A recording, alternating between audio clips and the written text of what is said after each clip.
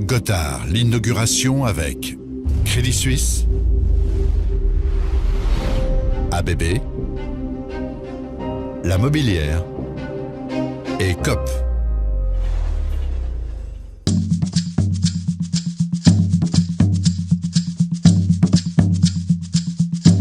Bonjour à tous, bienvenue dans cette émission spéciale. Nous allons vivre ensemble un moment historique pour la Suisse, l'inauguration du tout nouveau tunnel ferroviaire au Gothard, la fin d'un chantier titanesque de 17 ans pour le plus long et le plus profond tunnel au monde. Alors 57 km relieront désormais Herzfeld du côté d'Uri à Polledge où nous nous trouvons au Tessin. 20 minutes suffiront pour traverser la Suisse et le cœur des Alpes. Une petite révolution pour la Suisse, mais pour l'Europe également.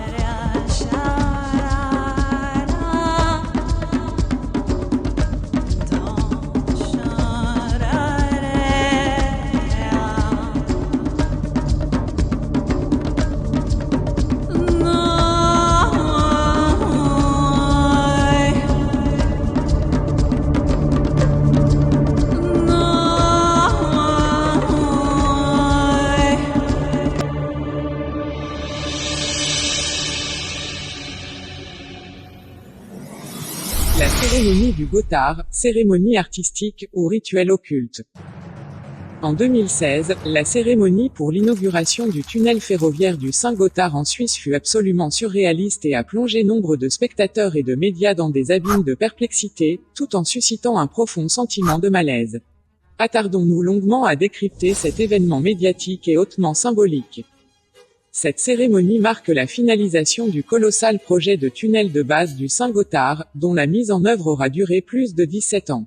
Il mesure plus de 57 km et aura coûté la bagatelle de 11 milliards d'euros, ce qui en fait le tunnel le plus long et le plus cher de toute l'histoire du monde. Il s'agit également du tunnel le plus enfoui au monde, puisque sa couverture de roches atteint 2450 mètres de hauteur.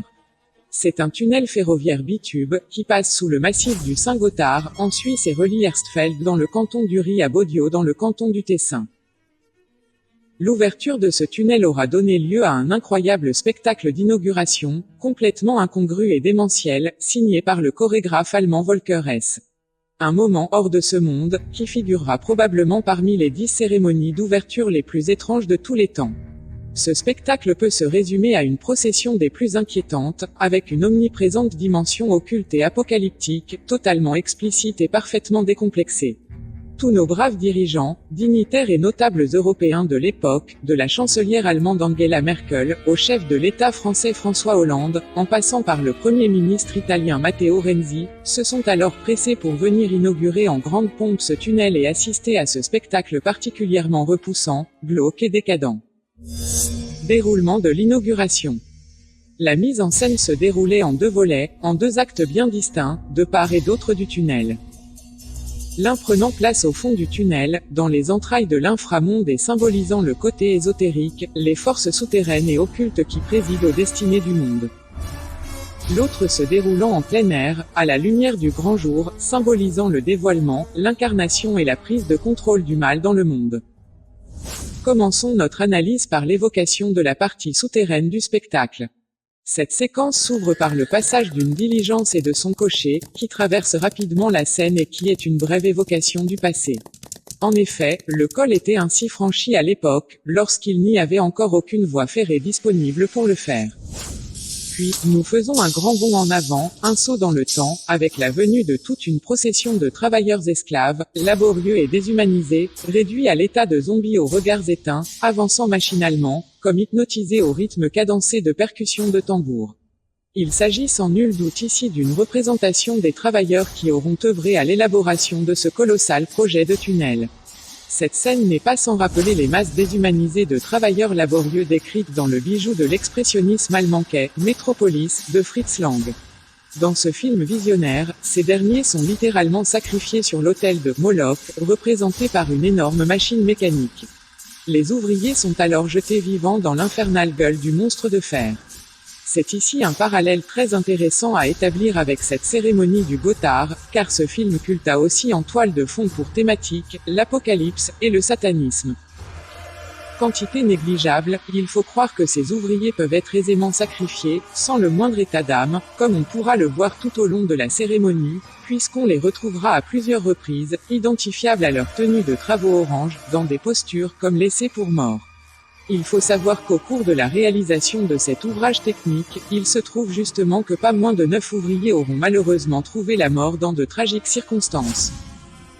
Si cette entrée en matière est déjà particulièrement étrange et malsaine, nous ne sommes de loin pas au bout de nos surprises, puisque la suite nous présente des simulacres de sacrifices d'humains, avec des corps inertes et brinque-ballants suspendus à des chaînes, mais aussi des scènes d'orgies sexuelles et de fornication débridées, dignes des plus belles heures de la fin décadente de l'Empire romain avec ses bacchanales.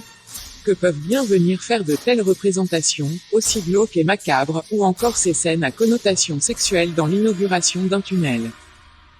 Par la suite, on voit surgir sur le devant de la scène, une sorte de bébé ailé, androgyne, hideux et monstrueux descendre, tel un ange déchu des cieux sur terre. Nul doute qu'il s'agisse ici d'une représentation de Lucifer en personne. D'une grande laideur, on peut distinguer sur cette entité, qui est affublée d'une grotesque et démesurée tête de nouveau-né, des seins nus, qui sont des attributs féminins, couplés avec une corpulence au contour très masculin. Il faut savoir que l'androgynie est l'une des principales caractéristiques de la figure ésotérique et alchimique du Baphomet.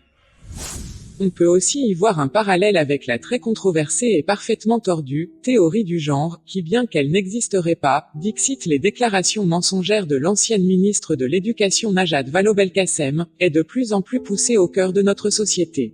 En effet, elle est enseignée de plus en plus tôt aux enfants, ou diffusée de manière insidieuse, notamment à travers toute une littérature jeunesse, ou bien encore véhiculée et infusée dans la culture de masse et notamment au cinéma. Une façon bien sournoise de s'attaquer à l'identité sexuelle qui constitue pourtant l'identité première, fondatrice des individus. Suite à quoi, on aura le droit à une procession surréaliste d'esprits maléfiques avec un déchaînement d'entités et de créatures démoniaques informes, tournoyantes et rampantes, affublées de tenues en paille qui évoquent les processions de sorcellerie traditionnelles issues de la culture africaine vaudou. La scène suivante constitue manifestement un pur blasphème, car elle fait référence à l'immolation d'un agneau. Ce dernier, représentant traditionnellement la pureté du Christ, est ici porté à bout de bras, tel un trophée, par une grande prêtresse satanique, avant d'être symboliquement sacrifié. De part et d'autre de la scène, des images vidéo de flammes rougeoyantes et d'étincelles sont diffusées, ce qui renforce encore plus l'atmosphère très infernale de l'ensemble de cette séquence. Ce groupe d'hommes et de femmes sont affublés de branches et d'arrangements floraux qui couvrent et ornent leur tête.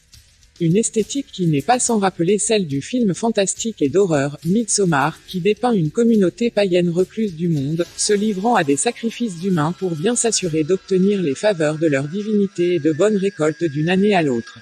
Il s'agit vraisemblablement là d'un culte païen d'adoration à la déesse mère nature. Tout cela évoque résolument une procession d'inspiration druidique et celtique. Certains d'entre eux évoluent en tenant des crânes de cerf ou de boucs à cornes, comme s'il s'agissait d'objets liturgiques sacrés et précieux. En fait, dans cette cérémonie, tout se passe un peu comme si les différents folklores et traditions initiatiques occultes et ésotériques du monde se mêlaient et se rejoignaient pour l'accomplissement de cette fin de cycle. À la fin de cette première séquence, on peut voir les peuples du monde en liesse, se presser pour venir acclamer l'ange déchu et le Baphomet, y compris le chef spirituel catholique en personne, à savoir le pape. Un bel imposteur que l'on peut voir accourir avec ferveur en papamobile. Tout porte donc à croire qu'il s'est rangé du côté obscur de la force. À noter petit détail, mais qui est très lourd de sang, ce pape est affublé d'une paire de lunettes solaires noires qui, non content de lui donner une apparence grotesque, peuvent signifier qu'il est totalement aveuglé. Les lunettes lui masquent ses deux yeux, or ces derniers étant le miroir de l'âme, cela suggère que celle-ci doit être bien noire. Abordons maintenant la deuxième partie de la cérémonie. Celle-ci se déroule en extérieur et reprend dans les grandes lignes, le même déroulement et récit de base que la première partie. En effet, on retrouve les ouvriers zombies, suivis d'un groupe de gens lubriques en sous-vêtements, pour s'achever en apothéose par l'accueil, le triomphe et la vénération de Satan lui-même. Pour cette mise en scène, on se retrouve cette fois-ci en présence d'un immense écran de projection, qui diffuse en arrière-plan de la scène de spectacle et de ses figurants, des séquences vidéo surréalistes et très hypnotiques.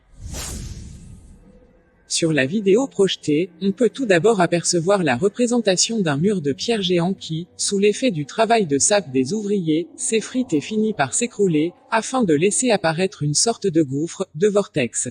C'est comme si notre plan de réalité, le plan de notre monde, venait de s'écrouler pour laisser s'ouvrir un portail infernal sur les entrailles de la terre et de l'inframonde.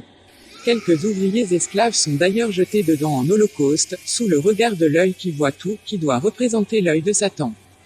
Il s'ensuit une procession d'individus blafards aux formes spectrales, qui semblent directement revenir du royaume d'entre les morts, avec leurs visages couverts par des voiles blancs qui évoquent des linceuls. Ils s'apprêtent à accueillir avec déférence la venue du fond de l'abîme d'une infâme créature à l'allure de Baphomet. Jaillissant à leur suite tel un beau diable au milieu de panaches fumants, il vient prendre place dans notre monde, afin d'y être intronisé. Le Baphomet devient alors le véritable maître de cérémonie. Sur l'écran géant, on peut voir le visage grimaçant de Baphomet, qui affiche un rictus démoniaque et juste devant lui 3 scarabées. Le scarabée revêt dans l'Égypte antique une importance capitale, il incarne le dieu solaire qui renaît tous les matins à l'aube, il est un symbole de renaissance pour les morts. D'impressionnants corps des Alpes suisses accompagnent en fanfare, avec tumulte et fracas, l'arrivée de cette repoussante créature, mi-homme, mi-bouc. Bondissant, grimaçant, ricanant et éructant, il est rapidement rejoint et entouré par toute une série d'entités et d'esprits, qui s'inclinent avec soumission tout autour de lui, comme en adoration devant la bête. On ne peut alors s'empêcher de penser au célèbre tableau du peintre hispanique Goya, le « Sabbat des sorcières », ou à bien d'autres toiles tirées de sa série dite des peintures noires, qui traitent de sorcellerie et de satanisme. Puis la scène est plongée dans une sorte de débauche et de folie collective, où les corps à demi nus comme possédés tournoient, se contorsionnent, et convulsent au rythme de percussions tribales et de cris d'aimants, à vous glacer le sang.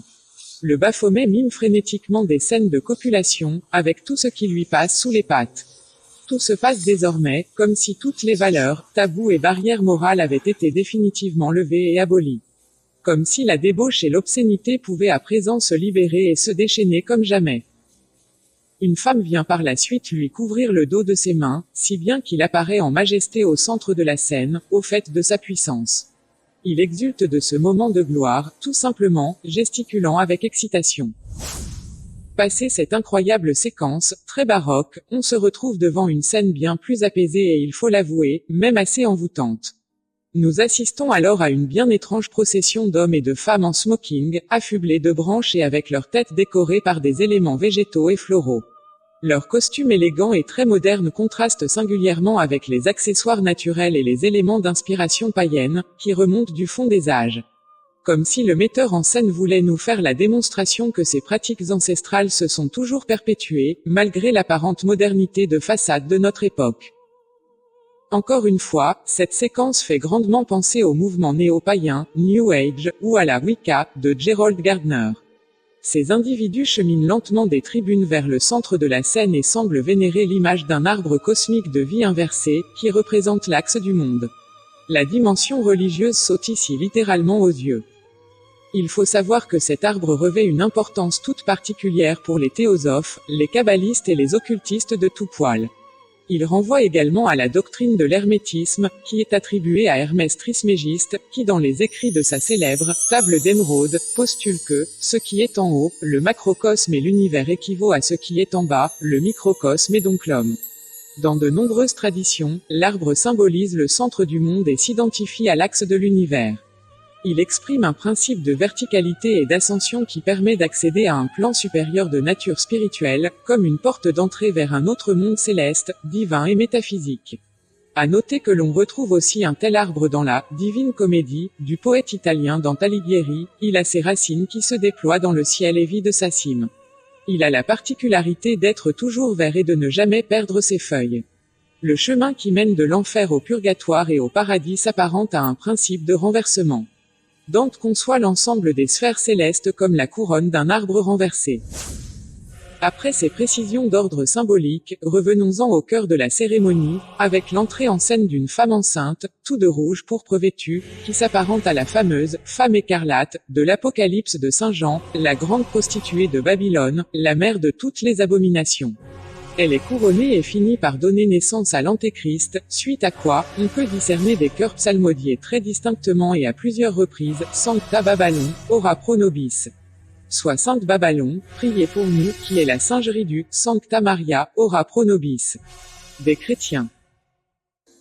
Pour conclure sur toute cette cérémonie occulte. Manifestement, avec cette commémoration, nous sommes bien plus là dans ce qui s'apparente être un rite et une procession religieuse, une sorte d'invocation et de messe satanique à grande échelle, aux yeux et au su de tout, que dans une création aux simples prétentions artistiques.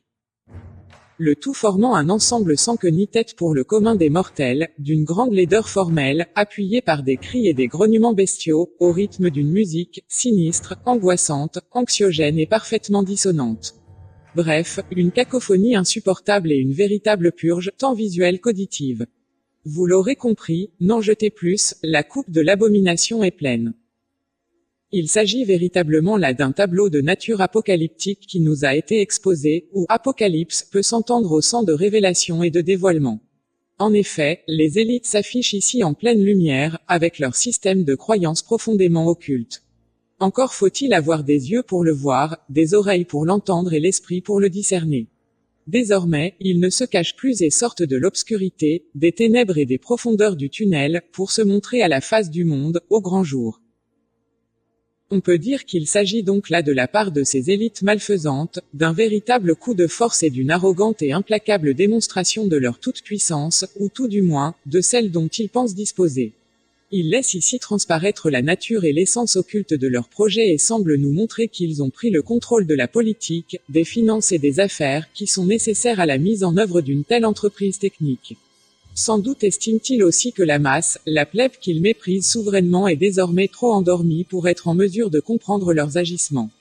Ils doivent donc penser pouvoir se dévoiler au grand jour, en toute impunité, à grands coups de films, de clips, de performances et d'œuvres dites artistiques ou de spectacles de plus en plus ouvertement sataniques. La cérémonie semble s'inspirer du folklore et des contes populaires locaux, en particulier de la légende du Pont du Diable, qui passe par le col du Saint-Gothard. Cette région a donc toujours été marquée par le sceau du diable, mais dans ce récit populaire, ce dernier est mis en échec. Ici, force est de constater qu'il triomphe et est au fait de sa puissance. À en croire les justifications de la version officielle suite à la polémique suscitée par ce spectacle, il s'agirait simplement d'un joyeux hommage aux bouquetins des Alpes et à la nature des montagnes suisses. Mais dans ce cas, pourquoi les figurants de cette représentation se prosternent-ils avec tant de soumission et de déférence devant un vulgaire bouquetin? Ça ne tient clairement pas la route. On ne nous prendrait pas un peu pour des chèvres ou des crétins des Alpes des fois.